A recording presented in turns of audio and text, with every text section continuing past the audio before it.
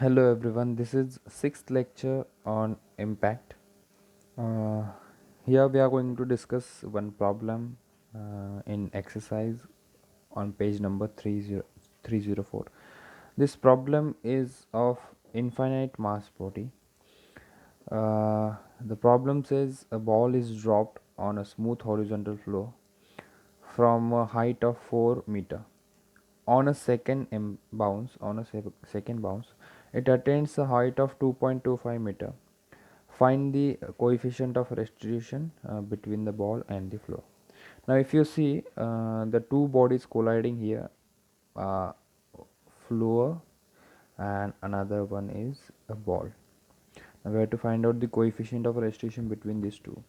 Now if you see this small ball will have a particular mass, but here the floor is there. If you see, the floor is a very large thing as compared to this ball. This floor will have very large mass, so I can treat this as an infinite mass body. So this is the problem of infinite mass body, and if I release the ball, it will going to fall on the wall perpendicularly. Okay, that means it is not oblique impact, it is direct impact, direct central impact, because the velocity with which the ball is traveling, the direction of that velocity is along the line of impact. So this is line of impact, so velocity is along the line of impact, so this is uh, a direct central impact. So as we have one infinite mass body and one is finite mass body, so here for this body, which is floor, velocity, final velocity will be equal to initial velocity, and that will be zero. The velocity of this body is not going to change before and after impact. So we had discussed in second lecture about this. We had come up with the formula as E raised to 2n is equal to hn upon h0, where this n indicates the number of impact. This hn is the height after n impacts. This h0 is height of release. That means if this is h0 from which on we are releasing the ball, so it will be h0, and it will going to impact on this floor. First time it will rebound to a certain height which is lesser than the initial. Again it will going to come back and bounce on this horizontal floor. Again it will going to rebound. On second bounce it will attain a certain height which is lesser than that of first bounce. They have given this height. On second bounce, the ball has bounced 2.25 meter. An initial height from which the ball is released, they have given it as a 4 meter. Now the simple formula we have, the relation between coefficient of restitution and height of bounce. So e raised to 2 into 2.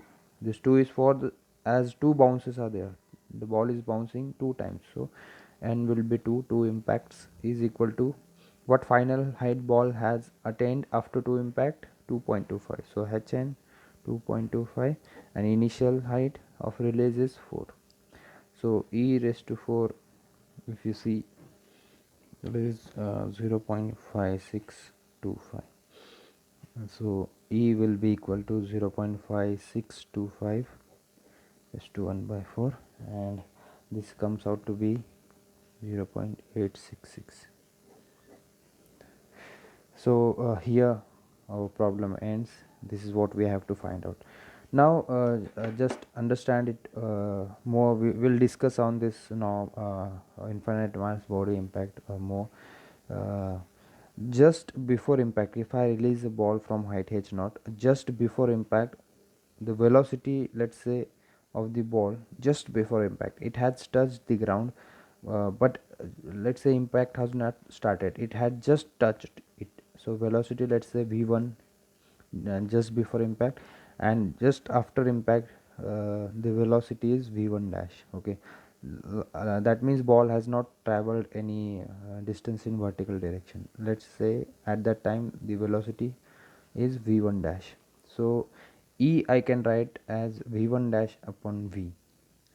Okay, so if you have a knowledge of motion under gravity, this v1 dash I can write it as under root of 2g h dash. That means height it is going to attain after one impact, and under root of 2g h 0. That means the height from which it is released. That is the velocity before impact. So this gives me e square is equal to h dash upon h0. So this is how we have derived this formula, and this is applicable when we throw a ball with zero vertical velocity. Initially this vertical velocity should not be there, it should be 0. But if we throw a ball horizontally from a height h naught, okay, and if after bounce it will attain a certain maximum height, okay, let's say h dash, okay, so or let's say it is a h1. After impact it has attained a certain maximum height h1. Here also we can apply this formula, E is equal to h1 upon h naught. This is applicable in this case if the ball has certain horizontal velocity, but in vertical direction initial velocity should be 0. Then also the formula is valid. Okay, thank you friends.